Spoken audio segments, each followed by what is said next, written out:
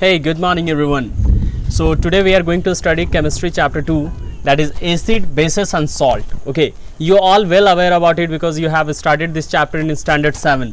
Acids, okay, bases and third is salt. One by one we will study. First of all, whatever I am just writing on the board, try to do one thing, pause your video and take a note of it. Okay, as soon as if I will just get time, I am just going to provide the notes in the PDF also. But right now, if you wanted to study well, you just try to write it down in your copy because everything I am writing on board. Okay, so let us start from the beginning. That is first topic is acid. है ना? What is acid? An acid is a hydrogen containing compound which gives free hydronium ion. This H3O plus ion.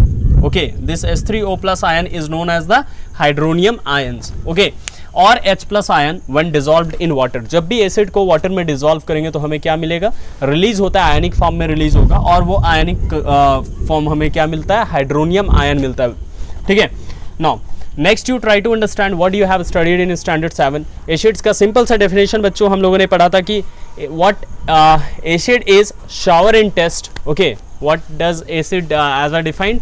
Acids are shower in test, है ना? तो यहाँ भी हम लोग बोल सकते हैं, ठीक है, but now as in standard 10 the definition will be just going to be enhance that acid which contain hydrogen compound. Always you can see जितने भी examples होते हैं acids के, जैसे आपका कुछ examples ले लो, H2SO4 सल्फ्यूरिक एसिड, है ना, H2SO3 सल्फ्यूरस एसिड, क्लियर है, या फिर HCl हाइड्रोक्लोरिक एसिड. तो आप सब में देखोगे एक कॉमन क्या होता है? हाइड्रोजन होता है. तो जितने भी एसिड्स होंगे हाइड्रोजन कंटेन करेगा और वो कंपाउंड वाटर में डिसॉल्व करने के बाद हाइड्रोनियम आयन रिलीज करता है, या तो फिर H प्लस आयन रिलीज करेगा या फिर H3O प्लस आयन रिलीज करेगा. It always just release positive ions. That you must have to remember. That is the basic differences between the acid and bases. क्योंकि bases को जब water में dissolve करते हैं बच्चों तो हमें हमेशा मिलता है OH माइनस आयन. ठीक है, नेगेटिव आयन मिलता है बेसेस जब हम लोग डिसॉल्व करते हैं वाटर में. तो ठीक है, हम लोग नेक्स्ट हम लोग देखते हैं, है ना, what is the definition of the bases. And before that we need to just understand its example. See few examples on the board. Okay.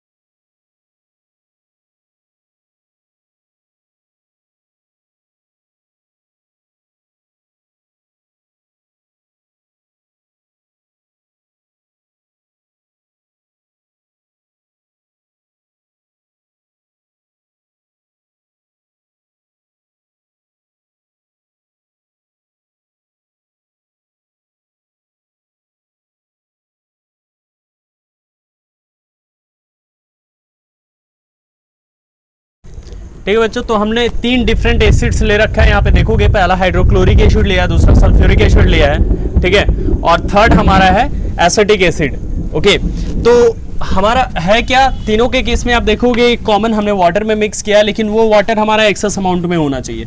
ज़्यादा अमाउंट में वाटर होगा, ज़्यादा अमाउंट में ब्रेकडाउन होता है आयंस का, और अच्छे तरीके से ब्रेकडाउन होता है बच्चों. ठीक है, तो एक एक करके देखते हैं. पहला हमारा sulphuric hydrochloric acid. When hydrochloric acid is reacting with water और it is added to the water, then what does it form? It form the hydronium ion as it was suggested in the definition. कि acid को जब water में mix करते हैं तो हमारे पास क्या ऑब्जर्व होता है? We are just getting the hydronium ion and in addition with the corresponding ions मिलता है. तो इसके करस्पॉन्डिंग आयंस क्या मिलेगा? हमारा क्लोराइड आयन है, क्योंकि हाइड्रोक्लोरिक एसिड है जो कि क्लोरीन से मिलकर के बनता है. ठीक है, नेक्स्ट है नंबर 2 हमारा सल्फ्यूरिक एसिड.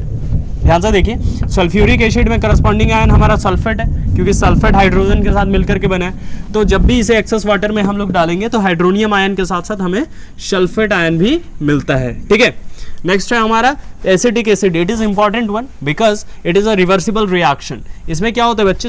एसिटिक एसिड को जब हम वाटर में ऐड करेंगे, है ना, एक्सेस वाटर में ऐड करेंगे, तो ये जो हाइड्रोनियम आयन मिलता है हमें ना, that is always in the form of aqueous form, है ना, वो एक्वस फॉर्म में मिलेगा. ये भी एक्वस फॉर्म में मिलते हैं. तो एसिटिक एसिड को वाटर में ऐड करेंगे एक्सेस वाटर में, तो हाइड्रोनियम आयन तो मिलते ही हैं हमें, साथ ही साथ एसेटेट आयन भी मिलता है, और ये एक रिवर्सिबल प्रोसेस है। मतलब इस केस में क्या होगा, जैसे अमोनिया का फॉर्मेशन होता है, ठीक है, याद कीजिए। On the same way we can just get acetic acid and water separately again if we are just going for the reaction of the hydronium ion and acetate ion। फिर से अगर इसका रिएक्शन करते तो हमें ये दोनों प्रोडक्ट भी मिल सकता है। That's why I have given the arrow as a reversible sign, you can see here. और बाकी के केस में क्या है, एक बार आपको हाइड्रोनियम आयन मिल जाता है और उसके जो करस्पॉन्डिंग आयन मिलते हैं तो फिर हमें वापस रिवर्सिबल नहीं मिल सकता है, वो करस्पॉन्डिंग रिएक्टेंट। ओके, तो ये हमारे कुछ एग्जांपल्स हैं जिसे आपने याद रखने हैं, साथ ही साथ आपको जो है इसका डेफिनेशन समझना है बच्चों, ठीक है। That will just going to help you in writing the differences between the acid and the basis. Now let us proceed toward the basis. What is base? तो बच्चों ये बेस क्या है? बेस मैंने बताया, it is a compound which gives free hydroxide ion. Hydroxide का जो है केमिकल फार्मूला याद रखिएगा, OH माइनस रिलीज करता है। जैसे ही बेस को आप डिसॉल्व करोगे वाटर में ना तो हमें OH माइनस मिलता है। जैसे एसिड में याद कीजिए, हम लोग जैसे ही एसिड को वाटर में डिसॉल्व कर रहे थे हमें क्या मिल रहा था as a product, we are just getting the hydronium ion, either H3O+ और we are just getting the H+ ion. Okay, on the same way here we will just get the, when dissolved in the water we are just going to get the OH minus ion, है ना। तो आपको ये definitions याद रखने, याद करो standard 7 में आपने क्या पढ़ा था बेस के फॉर्म में।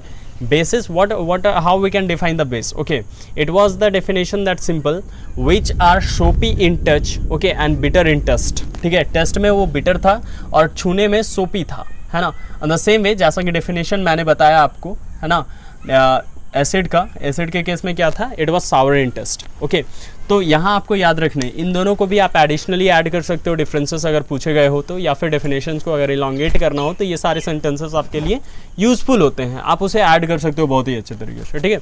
Now let us proceed to see the examples of the basis. जैसा कि हम लोगों ने देखा कि एसिड्स को वाटर में रिएक्ट कर रहे थे एक्सेस वाटर में, तो हमें हाइड्रोनियम आयन और उसके साथ साथ करस्पॉन्डिंग जो है कंपाउंड मिल रहा था, जो भी उसके आयन थे उसका कंपाउंड के आयन जो थे वो मिल रहा था। उसी तरह से हम देखेंगे बेस के फॉर्म में, ठीक है, कि बेसिस के फॉर्म में जैसे ही बेस को वाटर में डिसॉल्व करेंगे तो हमें उसका करस्पॉन्डिंग, ठीक है, जो भी आयन है वो मिलेगा और उसके साथ साथ हाइड्रोक्साइड आयन का जो है फॉर्मेशन होता है। बच्चों कभी भी आप अगर कोई कंपाउंड को देखते हो और उसे अगर डिफ्रेंशिएट करने बोला जाता है, एसिड को अलग कुछ कंपाउंड्स आपको दे दिए गए हैं 5-10, ठीक है, और बोल दिया गया कॉलम बना करके एसिड को इधर और बेस को इधर लिखिए, तो सारे कंपाउंड्स को चलो अभी याद रखना थोड़ा सा मुश्किल होता है। चलो कुछ नए कंपाउंड दे दिए गए, नहीं समझ में आ रहा है, आपने नहीं पढ़ा है उसको, तो एक सिंपल सा ट्रिक बताता हूँ, ठीक है।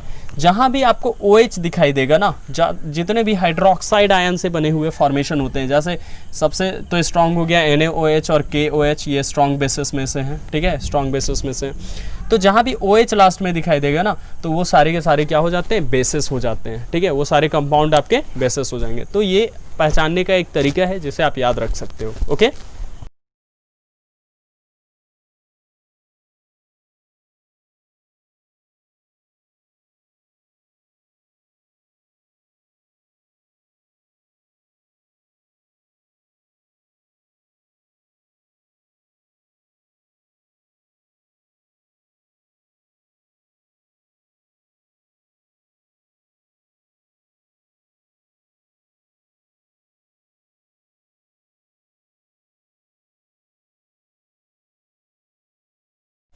तो बच्चों आपने देखा एग्जाम्पल्स, ठीक है, जैसे बेस हमारा क्या है, सोडियम हाइड्रोक्साइड है।